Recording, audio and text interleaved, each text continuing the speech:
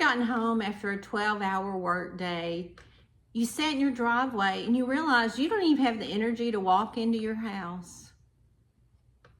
You replay every difficult parent meeting.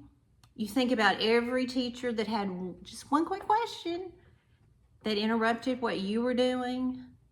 You know that you've dealt with at least 5 angry emails that day. And you just sit there and wonder, what am I going to do when I get inside? Because I still have about 15 emails that I have to answer.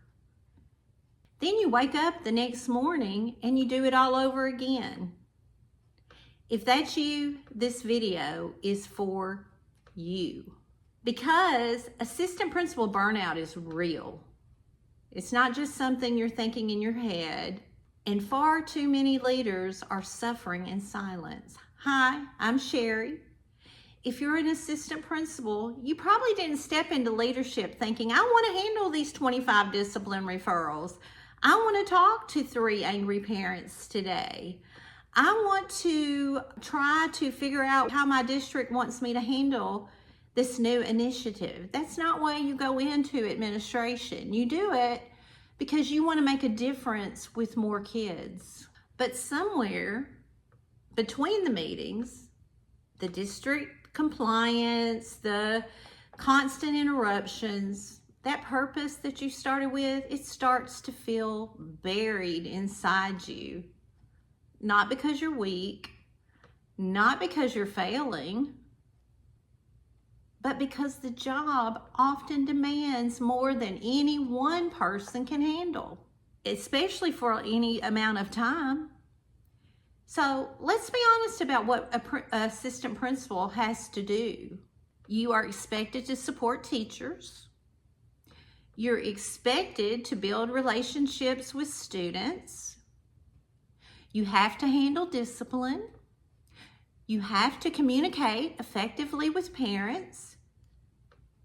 Very importantly, you have to keep your principal informed, and you have to meet district expectations.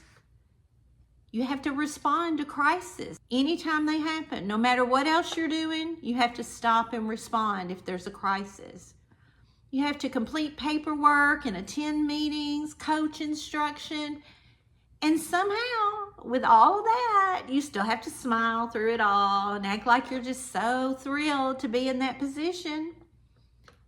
The challenge isn't that you're incapable. You are very capable. The challenge is that you're trying to succeed in a role that has many competing priorities every single day.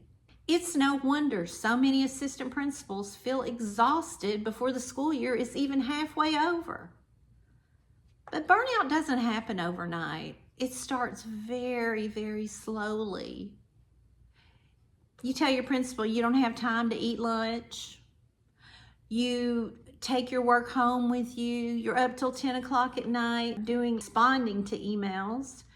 You sit and think about the presentation you have to give tomorrow morning instead of playing with your kids. It becomes all-consuming. But even in those times, you tell yourself, oh, it's just this week. It's just the beginning of school or the ending of school. It's going to get better. It is. But it doesn't. And then months go by, and you become emotionally drained. Your patience starts to wear out. You stop celebrating the wins because you're already waiting for the next crisis. Eventually, you don't even recognize the passionate administrator that you started out being. That's burnout. Here's something I want you to hear. You cannot pour from an empty cup. Schools need healthy leaders. Teachers need healthy leaders. Students need healthy leaders. Your effectiveness isn't measured by how exhausted you are. It's not a badge of honor to say that you worked until 10 o'clock every night. Working yourself into the ground is not leadership. It's survival. And you want to do more than survive. You want to thrive. So, what can you do?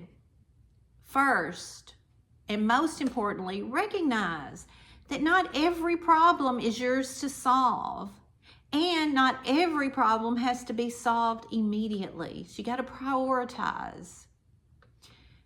Secondly, you got to create some boundaries around your time whenever you can. I know that's not always possible because something can walk through the door that takes up your entire afternoon when you didn't intend for it to. But when you do have a typical day, use it to your advantage and what your time feels like you should be focused on. Third, build systems so that everything doesn't feel like a crisis.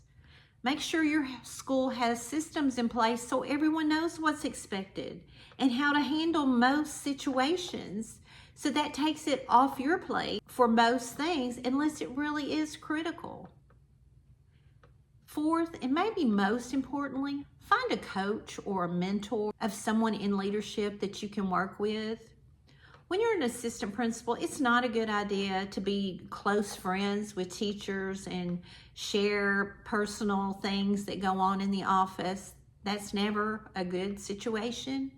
So either your principal or even someone outside your school, find someone who you know is a good leader and make them your confidant. That will help get you through many problems, as long as you know they are confidential and they can help you in your situation. The strongest leaders aren't the ones that carry everything alone. They're the ones who find the support they need. In today's video, I want it to resonate with you. You are not alone. Many of the assistant principals are feeling the exact same way you are, that there's just not enough time. And they're asking themselves the same questions that you're asking. Why did I do this? Why do I want to continue to do this? And so the good news about that is you don't have to let that define your leadership journey. You can lead with confidence, protect your well-being, and rediscover the passion that you first had your first year as a new assistant principal. If this video encouraged you, subscribe to this channel and leave a comment saying what has been your biggest challenge in leadership. I'm glad to help you. And I'd love to support you on your leadership journey. Until next time, keep leading with a purpose. And don't forget to take care of the leader behind the title assistant principal. It's so important. Your physical and mental well-being is more important than any job. Just keep that in focus. Thank you for listening. And in our next video, I'm going to give you some ways in which you can do these things to help avoid burnout. Thank you.